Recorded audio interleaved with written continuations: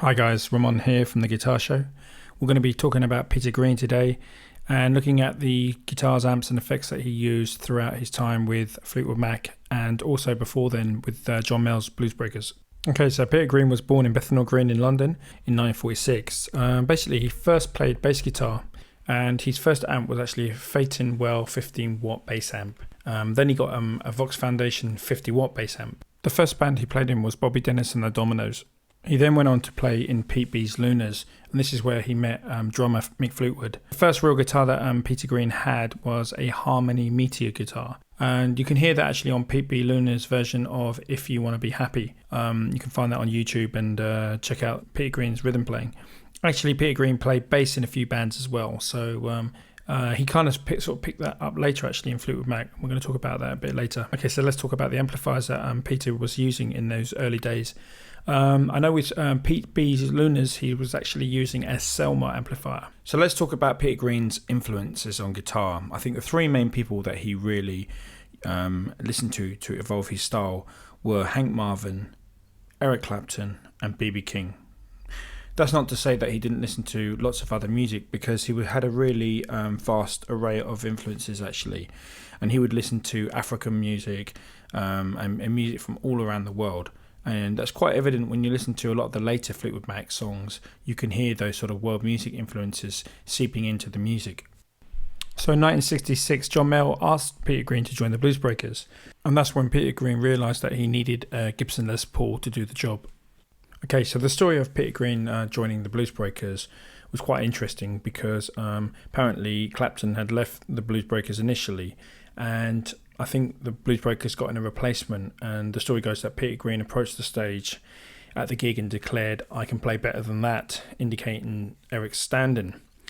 And he actually got up and proved that he could do exactly that and was hired on the spot by John Mayall. I think he only did 3 concerts and then Eric Clapton returned, but John Mayall kept his phone number, and after Eric split to form Cream, Peter Green got the call to come and join the gig permanently. So his first official show with the Bluesbreakers was July 24th, 1966 at the Britannia Rowing Club in Nottingham. So the original owner of Peter Green's Les Paul was actually Tony Tyler, who in fact was the assistant editor of the New Musical Express, also known as NME. He was a big fan of Eric Clapton's and the Bluesbreakers, and he actually was a keyboard player that worked at a London musical instrument dealer in 1966. And that shop actually received the first Les Pauls from the USA, Gibson Les Paul Bursts. And he actually bought one of them himself and then sold it to Peter Green for pretty much the same price that he bought it for. So sort of in the tradition of Eric Clapton, who just plugged his Gibson Les Paul straight into a Marshall and then just turned the Marshall on full volume, Peter Green sort of took the same approach. Peter used a 50 watt Marshall head through one of Marshall's first 4x12 cabs. You can hear this tone on the actual instrumental Supernatural. Don't know about you guys, but I really, really love that tone. I think it was very sort of pure sound, very powerful.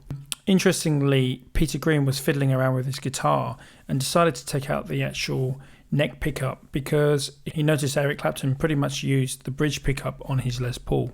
Through tinkering around with the guitar, he actually broke the neck pickup. We're going to come to that in a minute. So guys, check out this photo of Peter playing with the Bluesbreakers. If you look really closely, you can see that the neck pickup is missing from Peter's Les Paul.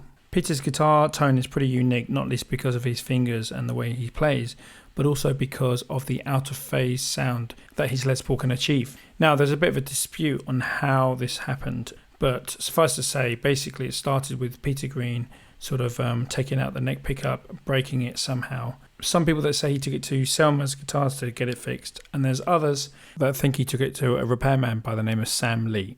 So I just want to read you guys a quote from Peter Green himself about his guitar. "It might have looked similar to others from a distance, but it was an old-fashioned one with a funny-shaped neck, a kind of semi-circle neck. It barely worked.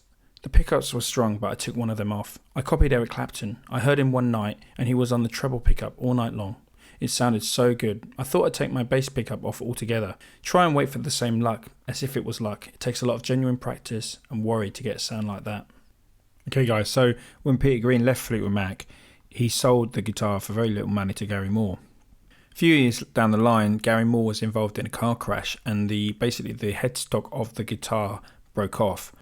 So to do the repair job, the guitar was given to Peter and Charlie Chandler, and they basically handled the whole headstock repair. But what they had to do is remove both the pickups in order to do that. When they removed the neck pickup, however, they noticed that it had been rewound with some heavy wire, and also there had been like a grey wire installed. Now this had been done apparently by a guy called Sam Lee. Okay, Sam Lee is now passed away, but I just want to say he was very famous as a guitar repairman, both doing sort of woodwork and electronics, and he even built guitars for famous guitarists over here in England. So this rather conflicts with a statement given by Joel Danzig, and you can read this on PremierGuitar.com. Apparently, in June of 1984, he had the opportunity to inspect the Peter Green Les Paul. On examination, he had discovered that the magnet was reversed on one pickup. Because the pickup internals looked undisturbed, I concluded that it must have been a mistake at the factory. So one thing I find strange about Joel Danzig's story is that he didn't mention there was a grey wire coming out of the neck pickup. Surely that's something you'd mention. A factory stock pickup would have some braided metal wire on it, and that's something you would call to attention. So that's a bit strange. I don't know what you guys think about that. So this begs the question, guys: was the magnet reversed, flipped, or was it rewound the wrong way? Let me know in the comments, and let me know if there's a difference between those two different processes to achieve out of phase sounds. One of my favourite songs of that period in the Bluesbreakers was a track called Supernatural. So really that was a really basic setup. That was just a Les Paul and basically a JTM 45, which was on completely dialed out to the maximum, and it had 4 20-watt Celestians. The reverb was actually a plate reverb, so it wasn't like a reverb head or anything. It was actually the studio reverb. And just like basically loads of feedback and Peter Green standing next to the guitar cab. So in August 1967, Peter Green, along with Jeremy Spencer, bass player Bob Running, and also the drummer Mick Fleetwood, they actually appeared at the Windsor National Jazz and Blues Festival. Apparently on that concert, Peter Green was using his 59 burst and also going through a Vox stack. So in the early Fleetwood Mac days, we're talking like 1967 to 1968, Peter Green's setup was basically a Vox AC 100 head and 2 Vox cabs. There are some photos on the internet, and I'm going to show some here as well, of Peter Green playing through Vox amps. So around this time in the studio, Peter was using a Matamp Series 2000 head and also a Matamp reverb unit, and you can hear this tone on the track Albatross. So one of the places Peter Green used to like to hang out was the actual Orange Music Shop in London's New Compton Street. It was here that he actually decided to order a line of amps. So these were 6 prototype amps, all 100 watts. They were powered by KT88 valves and branded Orange Matamp. And they road tested these on a tour and really liked these. Peter basically used them from November 1968 until spring or summer 1969.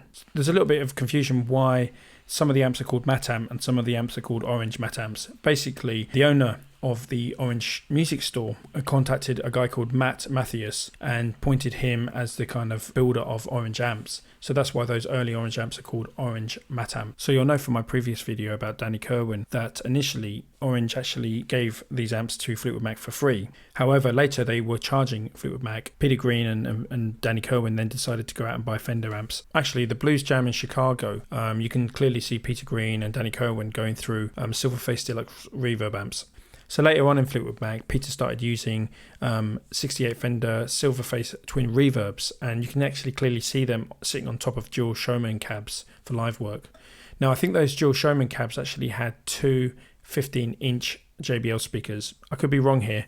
Certainly on the Boston Tea Party, they were using dual Showmans, and it's been said that they were actually 15-inch JBL speakers. Just wanted to add that around 1970, apparently, Peter Green would be sometimes seen using the Tremolux, which is an old Fender vintage amp. And one of the reasons he loved it was because of the reverb and the quality of the reverb. So, Peter Green was really a reverb junkie. And I think if you want to try and achieve that tone yourself, that's one thing you really need to think about is the quality of the reverb that you're using.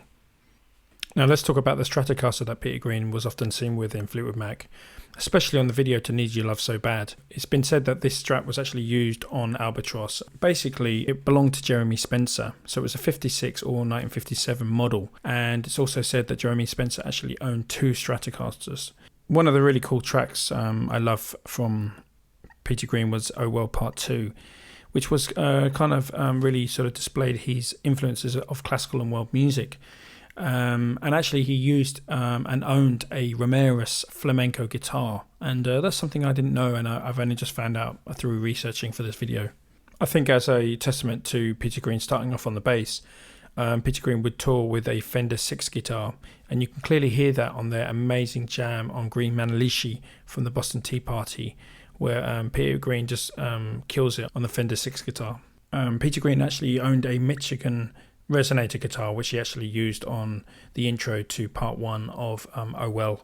I think if you really want to get close to the kind of golden era Fleetwood Mac recorded sound, then I would choose a Les Paul guitar through an Orange GT 120 amp with some kind of reverb. I mean, that's going to get you that later Fleetwood Mac tone. But my personal favourite tone of Peter Green has to be live at Boston Tea Party. That's where for me his playing was absolutely outstanding, and his tone was as well. And that's just basically a Les Paul through a dual Showman amp, and the dual Showman amp is just turned probably all the way up, and Peter Green's riding the volume control and getting some nice reverb sounds as well through the Showman's reverb. So guys, I hope you've enjoyed this video. It's been a lot of fun researching for this.